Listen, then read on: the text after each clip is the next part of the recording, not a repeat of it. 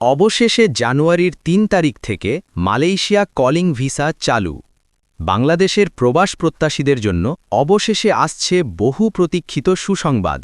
দীর্ঘ অপেক্ষা, দীর্ঘ আলোচনা এবং হাজারো প্রশ্নের অবসান ঘটিয়ে মালয়েশিয়ার কলিং ভিসা ও বৈধ এজেন্সির তালিকা বিষয়ে মুখ খুলেছেন বাংলাদেশের প্রধান উপদেষ্টা ড ইউনূস। আজকের এই রিপোর্টে থাকছে নতুন নিয়ম কবে থেকে কার্যকর, বৈধ এজেন্সির তালিকা নিয়ে সরকারি অবস্থান, কলিং ভিসা প্রক্রিয়া কিভাবে বদলে যাচ্ছে এবং মালয়েশিয়ায় যেতে হলে কি প্রস্তুতি নিতে হবে এখনই। সবকিছুই একদম পরিষ্কার আপডেট নিউজ স্টাইলে। গত কয়েক মাস ধরে মালয়েশিয়া যাওয়ার কলিং ভিসা প্রক্রিয়া নিয়ে ব্যাপক আলোচনা চলছিল। দেশ জুড়ে অনেকেই জানতে চাইছিল, কলিং ভিসা কি ফিরে আসছে, এজেন্সিগুলো বৈধ কিনা, নতুন নিয়ম কখন কার্যকর হবে। এই সব প্রশ্নের মাঝেই প্রথমবারের মতো স্পষ্ট বক্তব্য দিলেন প্রধান উপদেষ্টা ড ইউনূস, আর সেই বক্তব্য পুরো বিষয়টিকে নতুন করে আলোচনায় তুলেছে। এবং অভিবাসন মন্ত্রণালয় জানিয়েছেন, মালয়েশিয়ার নতুন শ্রমবাজার পলিসি ইতিমধ্যেই চূড়ান্ত পর্যায়ে। বাংলাদেশের পক্ষ থেকেও প্রয়োজনীয় প্রস্তুতি সম্পন্ন হয়েছে। দেশের মধ্যে বৈধ কর্মসংস্থানের পথ খুলে দিতে কলিং ভিসা নতুন নিয়মে পুনরায় চালু করা হবে। তিনি স্পষ্ট করে বলেন, বৈধ পথ ছাড়া কোনোভাবেই কাউকে মালয়েশিয়ায় পাঠানো যাবে না।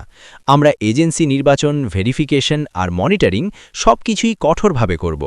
বৈধ এজেন্সির তালিকা, সরকারি অবস্থান সম্পর্কে জানানো হয়েছে। বৈধ এজেন্সির একটি পূর্ণাঙ্গ তালিকা প্রকাশের প্রস্তুতি চলছে। এই তালিকা ছাড়া কেউ মালয়েশিয়া যেতে পারবে না।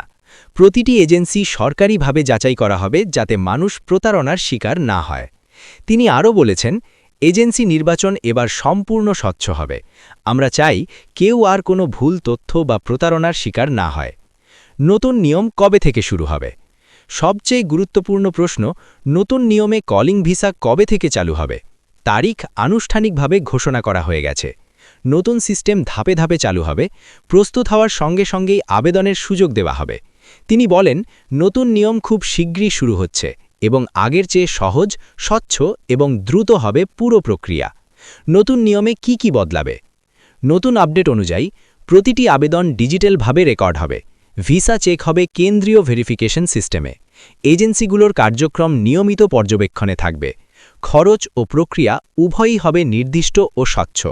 এক কথায়, দালালবাজি, ফাঁকিবাজি ও অতিরিক্ত খরচ সব কিছুরই সমাধান হচ্ছে।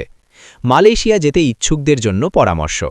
ড ইউনূসের বক্তব্যের পর বিশেষজ্ঞরা বলছেন, এখনই কোনো অজানা বা অস্বীকৃত এজেন্সির কাছে টাকা দেবেন না।